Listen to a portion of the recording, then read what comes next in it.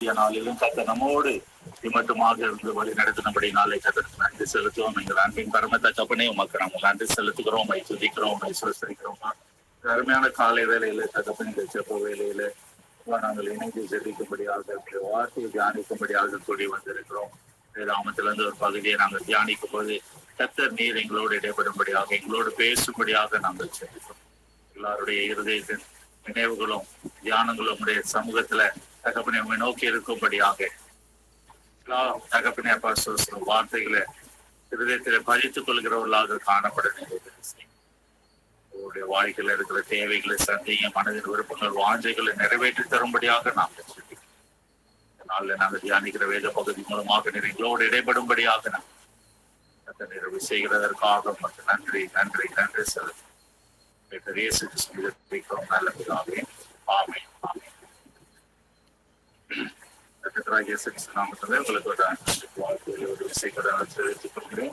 நாளில கூட நம்ம பார்த்தோம் அப்படின்னு சொன்னோம்னா கடந்த வாரங்களில இயேசு கிறிஸ்து செய்த அற்புதம் அதிசயம் அப்படின்ற ஒரு தொடர்ச்சியாக நம்ம தியானித்துக் கொண்டிருக்கிறோம். கடந்த 3 வாரமாக நீங்க பாத்தீங்க அப்படின்னு சொன்னா இல்லையா, தேவாலயத்துல ஜபாலயத்துல கூனியா இருந்த ஒரு பெண்ணுக்கு இயேசு கிறிஸ்து விடுதலை கொடுத்தார். அதை குறித்து நம்ம தியானித்தோம். ஒரு திமிர்வாதக்காரனை அவருடைய நண்பர்கள் 4 பேர் சுமந்து கொண்டு வந்து மேற்கூரையை பிரித்து இயேசுவிடத்துல கொண்டு வந்தார்கள். அதை குறித்து நம்ம தியானித்தோம் இல்லையா. அதே போல ஒரு 100க்கு அதிபதி இயேசு கிறிஸ்துவிடத்துல வந்து அவருடைய வேலைக்காரனுக்கு சுகமாகும்படியாக வேண்டிக் கொண்டார். அந்த காரியத்தை நம்ம தியானித்தோம். இயேசு கிறிஸ்து அநேக காரியங்களே இல்லையா, நம்ம அந்த கதையை வாசிக்கிறது போல வாசித்து விடாதபடி அந்த அற்புதத்தை செய்யும் போது அந்த இடத்துல இருந்த சூழ்நிலை என்ன, எந்த சூழ்நிலையில கர்த்தர் அந்த அற்புதத்தை செய்தார், அந்த அற்புதத்தை செய்வதற்கு கர்த்தர் எடுத்துக்கொண்ட நேரம், இயேசு கிறிஸ்து எடுத்துக்கொண்ட நேரம் என்ன, அவர்களுடைய அற்புதத்தை பெறும்படியாக சுகத்தை பெறும்படியாக வந்தவர்களுடைய மனநிலை என்ன இல்லையா.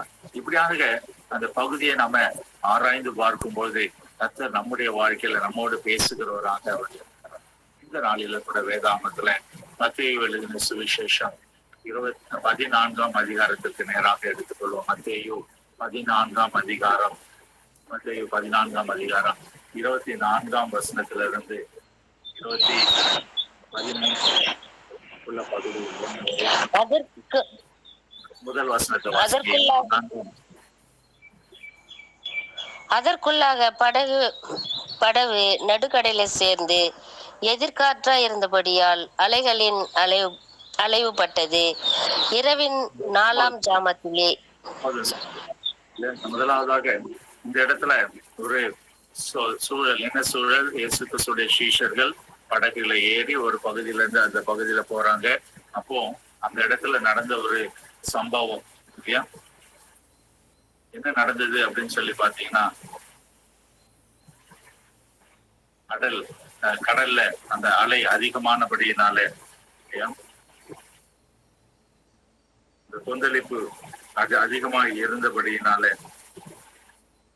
அவர்களுக்குள்ள ஒரு பயம் காணப்பட்டது, ஒரு கலக்கம் காணப்பட்டது என்று சொல்லி பார்ப்போம். படகு நடுக்கடவுளிலே சேர்ந்தது, எதிர்காற்றா இருந்தபடினாலே அலைகளினால் அழைக்கப்பட்ட அளவுப்பட்டது என்று சொல்லுவாங்க.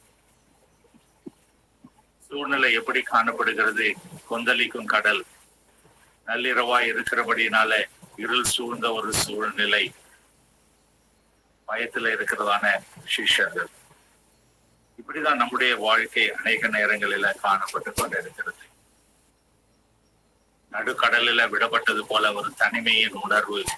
என் குடும்பத்தை நான் எப்படி எடுத்து சொல்ல போகிறேன், என்னுடைய வேலையில நான் எப்படி முன்னேறி சொல்ல போறேன், என்னுடைய பிள்ளைகளுடைய காரியத்தை குறித்து நான் என்ன அப்படின்னு சொல்லி தனித்து விடப்பட்டவர்களாக அநேக நேரங்களில அந்த தனித்து விடப்பட்டவர்களாக இல்லாதபடி கொந்தளிக்கிற கடல் சூழ்நிலைகளை பார்க்கும் போது குடும்பம் நடத்த முடியுமா, பொருளாதார கஷ்டத்துல எப்படி உள்ள நேரம் இருக்கிறது, இவ்வளவு கடன் பாரங்கள் இருக்கிறது, கஷ்டமான சூழ்நிலைகள் இருக்கிறது என்று சொல்லி இல்லையா திகைக்கிற நேரம். அது மட்டுமல்லாதபடி இருள் சூழ்ந்த ஒரு காலம், ஒரு விசிபிலிட்டி இல்லை.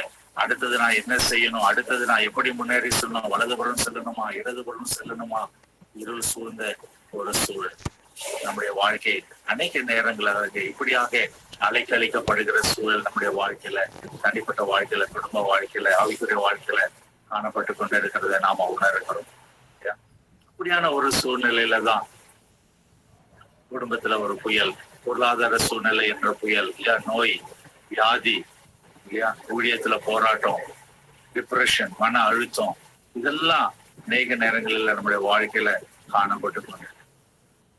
ஆனால் எல்லாவற்றிலும் இல்லையா மாற்றுகிற ஒரு அதிகாரம் இயேசு கிறிஸ்துவிடத்துல காணப்படும். அது எப்படி என்று சொல்லிதான் இந்த நாளில நம்ம அறிந்து கொள்கிறோம். நம்ம ஈஸியா நம்ம நினைச்சுட்டு அநேக முறை வாசித்திருக்கிறோம், இயேசு கடல் மேல நடந்து வந்தாரு அப்படின்னு சொல்லி பார்க்கிறோம். ஆனால் எப்படி நடந்தது சாத்தியம், எப்படியான இந்த ஒரு அற்புதத்தை, அதிசயத்தை, பாதுகாப்பு அந்த சீஷர்கள் பெற்றுக்கொண்டார்கள் என்று சொல்லி நம்ம இந்த நாள்ல பார்க்கிறோம். இந்த 24ஆம் வசனத்தை மறுபடியும் கூட வாசிப்போம். அதற்குள்ளாக படகு நடுக்கடலிலே சேர்ந்து எதிர்காற்றாய் இருந்தபடியால் அலைகளினால் அலைவுபட்டது. ஆமீன். இந்த இடத்துல நம்ம பார்க்கும்போது இயேசு கிறிஸ்து அவர்களோட இல்லை. அவர் அவர்களுக்கு முன்பாக அந்த முந்தின வசனங்களை நீங்க பார்த்தீங்கன்னா அவர்களுக்கு முன்பாக அவர் ஜெபிக்கும்படியாக அவர் கடந்து செல்கிறார். இருந்தாலும் ஒருவேளை இயேசு கிறிஸ்து இல்லை அப்படின்னு சொல்லி அந்த சூழ்நிலைகள் அவர் எதிர்மறையாக இருந்தாலும் இயேசு கிறிஸ்து அவர்களோட தான் இருக்கிறார். படகு அலைகளினால அடிக்கப்பட்டது. இயேசு கிறிஸ்துக்கு இது முன்கூட்டியே தெரியும், நான் அவர்கள் கூட இல்லை, நான் அவங்களுக்கு முன்னாடி செல்ல போகிறேன், எப்படியாக ஒரு எதிர்காற்று வரும். ஆனா சீஷர்களை அவர் தனியாக விடுகிறார். அநேக நேரங்களில் நம்முடைய வாழ்க்கையில நம்ம தனிமைப்படுத்தப்படுகிறது, தனியாக விடப்படுகிறது கர்த்தருடைய சித்தம். நாம் அதுல எப்படியாக செயல்படுகிறோம், நாம் எப்படியாக தப்பி வருகிறோம், நாம் எதை நோக்கி ஓடுகிறோம் அப்படின்னு சொல்லி கர்த்தர் அறிந்து கொள்ளும்படியாக அநேக நேரங்களில நம்மை தனியாக விடுகிறவராக இருக்கிறார். இயேசு கிறிஸ்து அநேக முறை போட்ல சென்று இருக்கிறார், அநேக முறை சீஷர்களோடு சென்று இருக்கிறார். ஆனா இந்த முறை அவர் அவர்களை தனியாக விட்டு முன்கூட்டியே அந்த இடத்துக்கு சென்றார். காரணம், அவர்கள் இப்படியான பிரச்சனையை சந்திக்க வேண்டும். அந்த பிரச்சனைகள் மத்தியில, போராட்டங்கள் மத்தியில அவர்கள் விசுவாசத்தை விட்டு விடாதபடி அவர்கள் முழுமையாய் தங்களை பாதுகாத்துக் கொள்ள வேண்டும் என்று சொல்லி அவர்கள் இயேசு கிறிஸ்து இந்த இடத்துல வாஞ்சித்தார் என்று சொல்லிப்போம். நம்முடைய வாழ்க்கையில கூட ஒருவேளை போராட்டங்கள் இப்படியாக படகு அலைக்கழிக்கப்படுகிற சூழல் காணப்பட்டாலும் நாம் நினைத்துக் கொள்ள வேண்டிய ஒரு காரியம், விசுவாசிக்க வேண்டிய ஒரு காரியம், நான் தனித்து விடப்பட்டவன் அல்ல. இயேசு கிறிஸ்து இந்த சூழ்நிலைகளை அறிந்திருக்கிறார், அவர் முன்கூட்டியே அறிந்திருக்கிறார். நான் இந்த பாதையில கடந்து செல்ல வேண்டும் என்று சொல்லி அவர் வாஞ்சிக்கிறார், அவர் என்னோட இருக்கிறார் என்று சொல்லி நம்ம விசுவாசிக்க வேண்டும். வேதாகம் சொல்லுகிறது ஏசாயா 43:2, நீ தண்ணீர்களில் வழியாய் நடந்தாலும் நான் உன்னோட கூட இருப்பேன். நீ தண்ணீர்கள் வழியாய் நடந்தாலும் நான் உன்னோட கூட. இந்த நாளில நம்முடைய வாழ்க்கையில குடும்பம் என்ற அந்த வாழ்க்கை படகு ஒருவேளை தத்தளித்த சூழ்நிலைகளில ஏதோ ஒரு எதிர்காற்று புயல் போன்ற காரியங்கள்ல அலைக்கழிக்கப்பட்டு கொண்டிருக்கிறதா, தனிமையில விடப்பட்டேன் என்று சொல்லி நீங்க யோசித்து கொண்டிருக்கிறீங்களா? இல்லவே இல்லை. கர்த்தர் உங்களோட கூட இருக்கிறார். அவர் நம்மை சோதித்து அறியும்படியாக, நம்முடைய விசுவாசத்தை அறியும்படியாக அவர் நம்மை அந்த பாதையில கடந்து செல்லும்படியாக அவர் நம்மை அனுமதித்துக் கொண்டிருக்கிறார். அவர் ஒரு நாளும் நம்மை தனியே விடுகிற தெய்வம் அல்ல என்று சொல்லுவார். முதலாவதாக நம்ம அந்த காரியத்தை நம்ம அறிந்து கொண்டவர்களாக இருக்கிறோம். பிரச்சனைகள், போராட்டங்கள் மத்தியில நாம் தனித்து விடப்பட்டவர்கள் அல்ல, இயேசு நம்மோட கூட இருக்கிறார் என்று முதலாவது காரியம். இரண்டாவதாக, எந்த ஒரு சூழ்நிலையாக இருந்தாலும் சரி இயேசு அவர் நம்ம மத்தியில வர அவர் வல்லவராய் இருக்கிறார். இருளின் நேரத்துல இயேசு வருகிறார். 25வது வசனத்தை வாசிப்போம். 25வது வசனம்.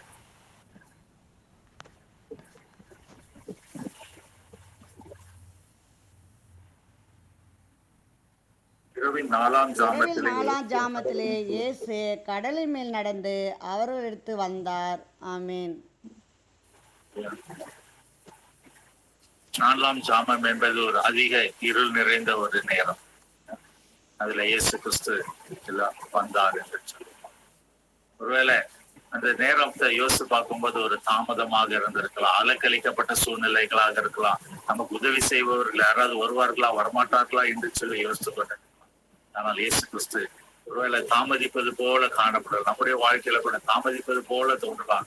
கர்த்தருடைய வார்த்தை நமக்கு வெளிப்படுவதற்கு காலம் தாமதமாக இருக்கலாம். கர்த்தர் என்ன சொல்லுகிறார் என்பதை அறிந்து கொள்வதற்கு கால தாமதமானது போல காணப்படலாம். ஆனால் கர்த்தர் சரியான நேரத்தில் வந்து உதவி செய்கிறவராக இருக்கிறார்.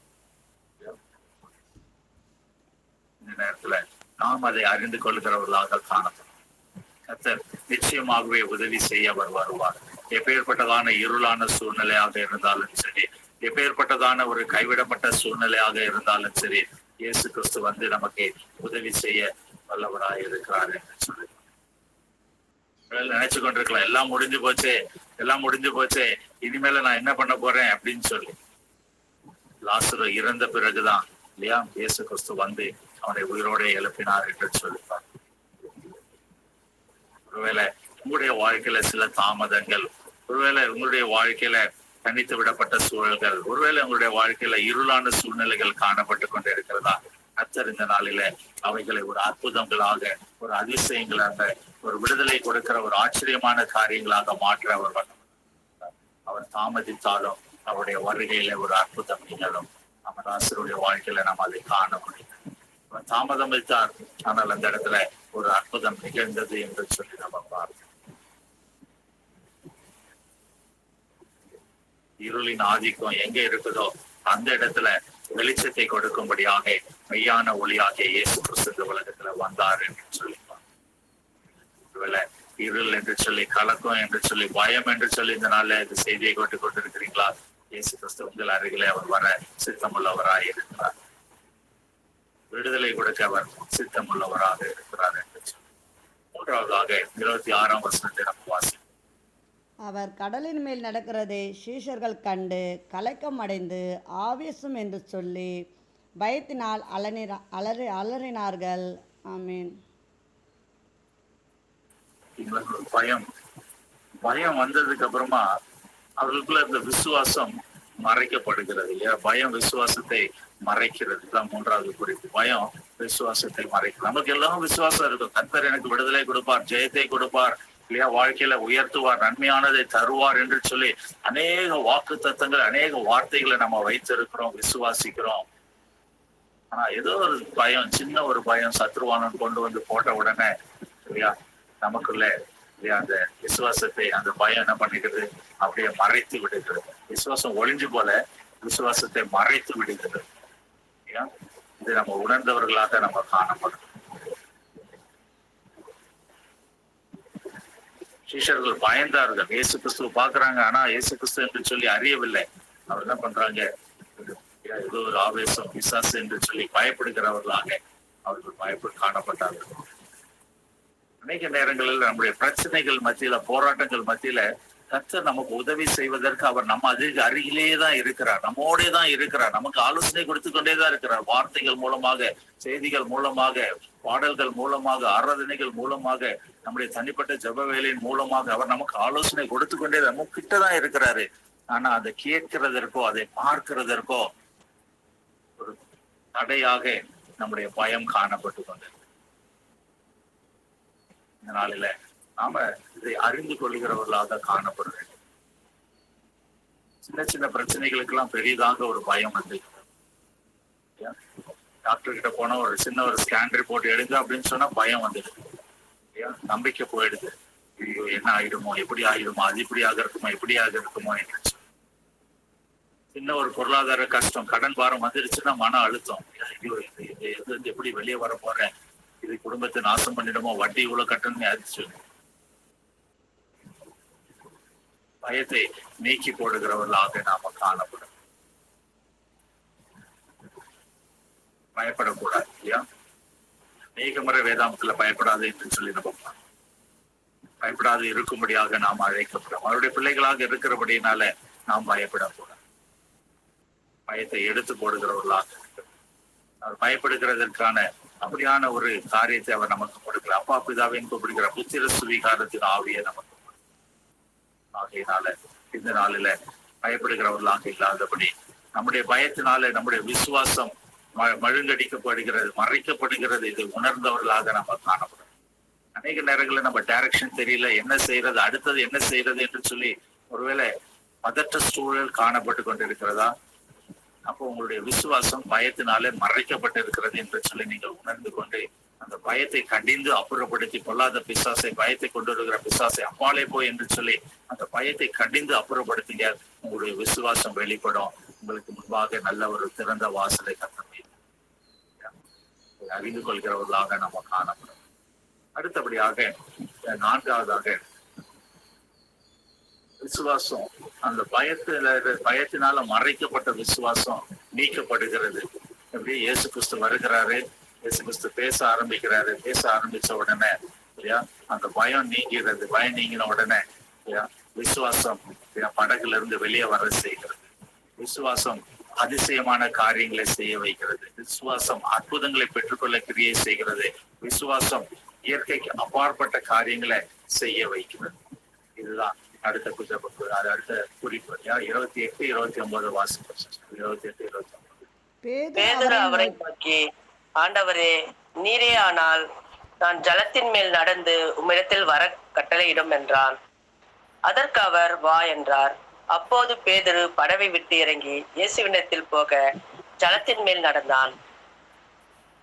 இல்லையா இந்த இடத்துல பாத்தீங்க அப்படின்னு சொன்னீங்கன்னா, அதுக்கு முன்பாக என்ன நடக்குது? இயேசு கிறிஸ்து வருகிறத பார்க்கிறாங்க, கலக்கம் அடைகிறாங்க, பயத்தினால அலறுகிறாங்க. இது எல்லாம் நீங்கி போகிறது. இல்லையா அந்த விசுவாசத்தை மறைக்கப்பட்டிருந்த விசுவாசம், அந்த பயம் எல்லாம் நீங்க போகிறது. உடனே சொல்றாரு இல்லையா, உடனே இயேசு அவர்களை கண்டு, திடன் கொள்ளுங்கள், நான் தான், பயப்படாதிருங்கள் என்று சொல்லி சொல்கிறோம். சூழ்நிலைகள் நம்ம வாழ்க்கையில கலக்கத்தை, பயத்தை கொண்டு வரும்போது நாம் திடன் கொள்ளுகிறவர்களாக காணப்படுது. உலகத்துல உபத்திரம் உண்டு, ஆனாலும் திடன் கொள்ளுங்கள். இதுதான் இயேசு கிறிஸ்து நமக்கு ஒரு மாடலாக வைத்திருக்கிறாங்க. அப்ப நம்ம திடன் கொள்ளும் பொழுது பயம் நம்ம விட்டு, திடன் கொள்றதுன்னா என்னது? ஒரு பலன், அதாவது ஒரு தைரியம் அடைகிறது தான் திடன் கொள்றது. ஒரு சோர்வுல இருந்து, ஒரு பிரச்சனையில இருந்து, கவலையில இருந்து, கண்ணீர்ல இருந்து, அதுல இருந்து அடுத்த ஸ்டெப்புக்கு மேல ஏறி வர்றதுதான் திடன் கொள்ளுது. தாவீதுடைய வாழ்க்கையில சிக்லாக்கினுடைய அனுபவத்துல அவன் கூட இருந்தவங்களே அவனை கொல்லும்படியாக பார்த்தாங்க. தாவீது தன்னைத்தானே கர்த்தருக்குள்ள திடப்படுத்தி கொண்டான் என்று சொல்லி, தன்னைத்தானே கர்த்தருக்குள்ள திடப்படுத்தி கொண்டான். அப்போ அந்த சூழ்நிலையில இருந்து வெளியே வருகிற ஒரு காரியம். அப்ப திடப்படுத்தும் போது நம்மை சூழ்ந்திருக்கிற பிசாசின் கட்டுகள் எல்லாம் முறியடிக்கப்படும், பயங்கள் நீக்கப்படும், அவிசுவாசம் நீங்கும். அதுக்குதான் இயேசு கிறிஸ்து சொல்றாரு, திடன் கொள்ளுங்கள் என்று சொல்லி, பயப்படாதிருங்கள் என்று சொல்லி. அப்போ பேதுரு கேட்கிறான், நீரே ஆனால் நான் வரட்டுமா அப்படின்னு சொல்லி. அப்புறம் இயேசு கிறிஸ்து இந்த 28, 29 பக்கம் வரணுமா இல்லையா, வா அப்படின்னு சொல்லி சொல்லுகிற ஒரு காரியம். மற்றவங்க எல்லாம் படகுல இருக்கிறாங்க. ஆனா பேதுரு இல்லையா அவர் நடக்க ஆரம்பிக்கிறார். தண்ணீர் மேல நடக்க ஆரம்பிக்கிறார். ஆவிக்குரிய சத்தியம் நல்லா கவனிச்சீங்க. உங்களுடைய வாழ்க்கையில ஒரு அற்புதம், அதிசயம் நடக்க வேண்டும் என்று சொன்னால், அந்த கம்ஃபர்ட் ஜோன் என்று சொல்லுவாங்க, இந்த பாதுகாப்பு வளையம் என்று சொல்லுவாங்க. கம்ஃபர்ட் ஜோன், இது இருந்தா போதுங்க, இது நல்லா இருக்குங்க, இப்படியே இருந்துட்டோங்க வாழ்க்கை அப்படின்னு சொல்லி இருக்கிற அந்த வட்டத்துல இருந்து எப்போ நம்ம வெளியில வர்றோமோ அப்போதுதான் நம்முடைய வாழ்க்கையில ஆசீர்வாதம் நடக்கும். வேலை செய்யற இடங்கள்ல ஒரு புது முயற்சியை எடுக்கணும், பிசினஸ்ல புது முயற்சியை எடுக்கணும். ஆவிக்குரிய வாழ்க்கையில இருக்கிற ஜபம் போதாது, இன்னும் கொஞ்சம் அதிகமாக ஜெபிக்கணும், அதிகமாக வேதத்தை வாசிக்கணும், கர்த்தருக்கு அதிகமா செயல்படணும் அப்படின்னு சொல்லி அந்த கம்ஃபர்ட் ஜோன்ல இருந்து வெளியில வரும்போதுதான் கர்த்தர் அற்புதங்களே, அதிசயங்களை அவர் செய்ய வல்லவராயிருக்கு. நல்லா புரிஞ்சிருக்குன்னு நினைக்கிறேன். நம்முடைய வாழ்க்கையில அற்புதங்களை அனுபவிக்க, அதிசயங்களை கண்டுகொள்ள கம்ஃபர்ட் ஜோன்ல இருந்து, இந்த பாதுகாப்பு வட்டத்துல இருந்து, வளையத்துல இருந்து நம்ம வெளியே வருகிறவர்களாக காணப்படும். பாத்தீங்கன்னா சிறு குழந்தைகள் எல்லாம் பாத்தீங்க அப்படின்னு சொன்னா, பிறந்த கொஞ்ச நாள் அப்படியே படுத்திருப்பாங்க. அதுக்கப்புறமா திரும்பி படுக்க முயற்சிப்பாங்க. திரும்பி படுக்கும்போது கழுத்து திரும்பாது, தலை திரும்பாது. அதுக்கப்புறம் தவழ ஆரம்பிப்பாங்க. நடக்க ஆரம்பிக்க முயற்சிக்கும் போது 2 தடவை 3 தடவை கீழே விழுவாங்க இல்லையா. இதெல்லாம் வாழ்க்கையில அப்பதான் அடுத்தடுத்த கட்டத்திற்கு போக முடியும். இல்ல நாங்க எழுந்தனா கீழே விழுந்துருவேன், நடந்தனா கீழே விழுந்துருவேன் அப்படின்னு சொல்லி அப்படியே இருக்க முடியாது. அதே போல நம்முடைய வாழ்க்கையில புதிய ஊழியமாக இருந்தாலும் சரி, புதிய பிசினஸ் ஆக இருந்தாலும் சரி, புதிய காரியம் எதுவாக இருந்தாலும் சரி, நம்ம அந்த கம்ஃபர்ட் ஜோனை விட்டு வெளியே வரலாம். ரிஸ்க் எடுக்கிறதுன்னு சொல்லுவாங்க இல்லையா. ரிஸ்க் எடுக்கிறதுல நம்ம கொஞ்சம் தைரியமாக இருக்கிறவர்களாக நம்ம அப்படியாக இருக்கும்போது கர்த்தர் நம்முடைய வாழ்க்கையில ஒரு அதிசயத்தை செய்ய வல்லவராக விசுவாசம் இல்லையா நம்முடைய வாழ்க்கையில காணப்பட வேண்டும். 5வதாக இந்த வசனம் 30 நம்ம வாசிப்போம். காற்று பலமாய் இருக்கிறதை கண்டு பயந்து அமிழ்ந்து போகையில், ஆண்டவரே என்னை ரட்சியும் என்று கூப்பிட்டார். இதுதான் நம்முடைய வாழ்க்கையிலும் அநேக முறை நாம் செய்கிற ஒரு தவறு. நமக்கு அநேக வாக்கு தத்தங்களை கொடுக்கிறார், வார்த்தைகளை கொடுக்கிறார், உற்சாகப்படுத்துகிறார். நான் உன் கூட இருக்கிறேன், நான் விட்டு விலகுவதில்லை, உன்னை கைவிடுவதில்லைன்னு சொல்லி இருக்கிறார். நமக்கு உனக்கு வலது பக்கத்துல வலது கரத்துல உன்னை தாங்கி நடத்துவேன் என்று சொல்லுகிறார். எந்த ஒரு சேதமும் வராதுன்னு சொல்றாரு. தூதர்கள் உன்னோடு கூட இருப்பாங்க, பாதம் கல்லில் இடராது என்று சொல்லி அநேக காரியங்களை கர்த்தர் நம்மோடு சொல்லி இருக்கிறார். ஆனா நம்முடைய வாழ்க்கை என்ன பார்க்கிறோம்? சுற்றி இருக்கிற சூழ்நிலைகளை பார்த்து பயந்து போயிருக்கோம். சூழ்நிலைகளை காட்டிலும் சுற்றி இருக்கிற காரியங்களை பார்த்துடும் நமக்குள்ள இருக்கிற கர்த்தர் பெரியவர் என்பதை விசுவாசிக்க மறுத்து விடுகிறோம். அதனாலதான் பேதுரு என்ன பண்றாரு? கடலுக்குள்ள முங்கி போகிறத பார்த்து. நம்முடைய வாழ்க்கையில கூட அநேக நேரங்கள்ல பிசினஸ்ல எல்லாம் ஊழியத்துல முன்னேற்றம் இல்லாத காரியங்கள், குடும்பத்துல சரீர பலவீனங்கள், பிள்ளைகளுடைய படிப்பு காரியங்கள், இப்படி அநேக போராட்டங்கள் வருவதற்கு காரணம் என்ன அப்படின்னு சொன்னா, உலகத்துல அவங்களுக்கு அப்படி இருக்கு, அப்ப நம்மளுக்கும் இதுதான் வியாதியா இருக்குமோ, அவங்களுக்கு இந்த பிரச்சனை இருக்காங்க, அப்ப நம்மளுக்கும் இப்படிதான் ஆயிடுமோ. சுற்றி இருக்கிற சூழல்களை நம்ம பார்த்து கொண்டு கர்த்தர் அதற்காக அழைக்கப்படவில்லை. அவரை நோக்கி பார்க்கும்படியாக, அவர் மேல இருக்கிற விசுவாசத்தை விட்டுவிடும்படியாக இருக்கும்படியாக அவர் நம்மை அழைக்கிறார். பேதுரு அந்த அலைகையும் காற்றையும் பார்க்கும் போது மூழ்க ஆரம்பிக்கிற காரியத்தை நம்ம சுத்தி இருக்கிற பிரச்சனைகளை நம்ம பார்க்கும் போது நம்முடைய விசுவாசம் குறையும் என்பதை இல்லையா நம்ம அறிந்து கொள்கிறவர்களாக நம்ம காணணும். இயேசு கிறிஸ்துவை நோக்கி பார்க்கிறோம். விசுவாசத்திற்கு ஆதாரமாய் இருப்பவர் இயேசு.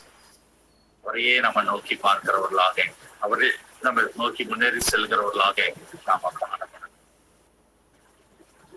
அடுத்தபடியாக 31ஆம் வசனத்தை நம்ம வாசிப்போம். உடனே இயேசு கையை நீட்டி அவனை பிடித்து, அற்ப விசுவாசியே, ஏன் சந்தேகப்பட்டாய் என்றார். இயேசு கிறிஸ்து கைவிடுகிற தேவன் அல்ல. நம்முடைய பிரச்சனைகள் போராட்டங்கள் வந்தாலும் அவர் நம்மை கைவிடுகிற தேவன் அல்ல அப்படின்னு சொல்லிட்டு, ஒருவேளை நான் தவறிட்டேனே, என் வாழ்க்கையில நான் இதை இழந்துட்டேனே, இல்லையா நினைத்த காரியத்துல இருந்து நான் விலகி போயிட்டேனே அப்படின்னு சொல்லி அநேக முறை ஒருவேளை இல்லையா சத்ருவான நம்ம விலை தள்ளி இருக்கலாம்.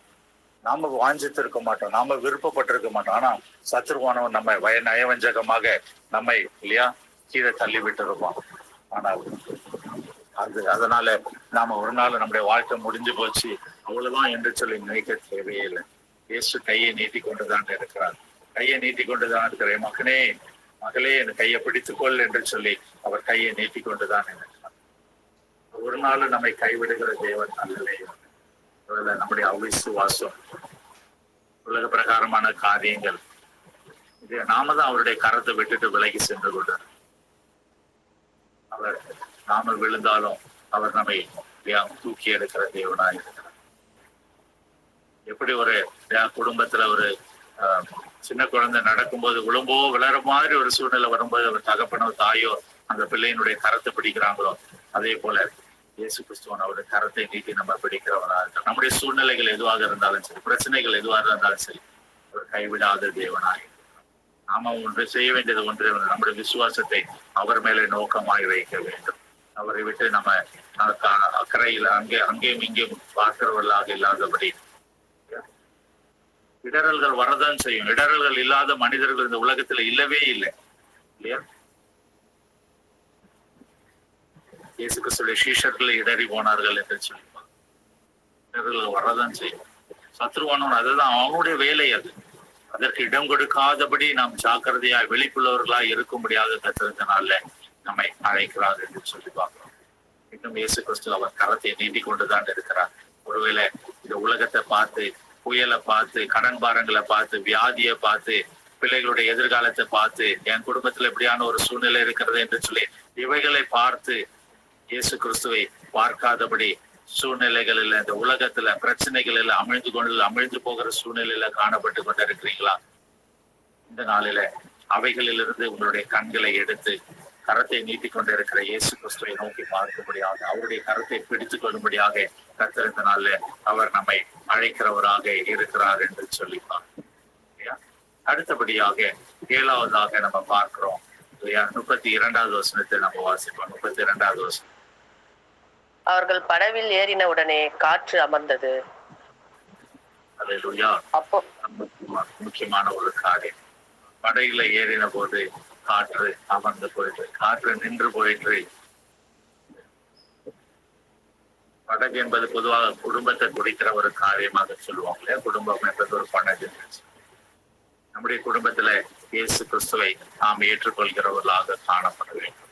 இயேசு கிறிஸ்து எப்பொழுது நம்முடைய குடும்பத்துல வருகிறாரோ, எப்பொழுது நம்முடைய வாழ்க்கைக்குள்ள வருகிறாரோ, அப்பொழுது எல்லா புயல் காற்றும், எல்லா கொந்தளிப்பும், எல்லா அமைதியற்ற சூழல்களும் அது நீங்கி போகும் என்பதை நாம பார்த்து கொள்கிறவர்களாக, அறிந்து கொள்கிறவர்களாக நாம். அல்லேலூயா. கர்த்தர் நம்முடைய வாழ்க்கையில இன்றைய நாளில அவரை நம்முடைய படகில, நம்முடைய குடும்பத்துல, நம்முடைய தனிப்பட்ட வாழ்க்கையில அவரை நாம் அனுமதிக்கிறவர்களாக, ஏற்றிக்கொள்கிறவர்களாக இந்த நாளில கர்த்தர் எதிர்பார்க்கிறவர்களாக. இயேசு கிறிஸ்துடைய பிரசன்னம் ஒரு அமைதியை கொடுக்கும்.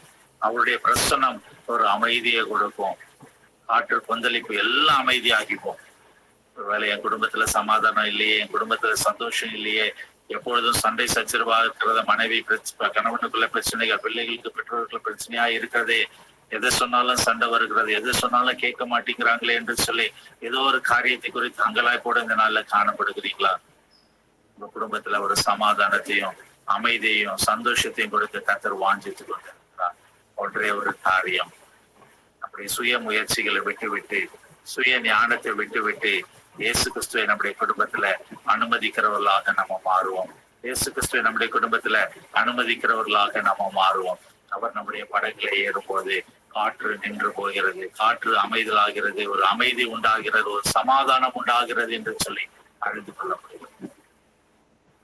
யோவான் 14:26 என் சமாதானத்தை உங்களுக்கு கொடுக்கிறேன்.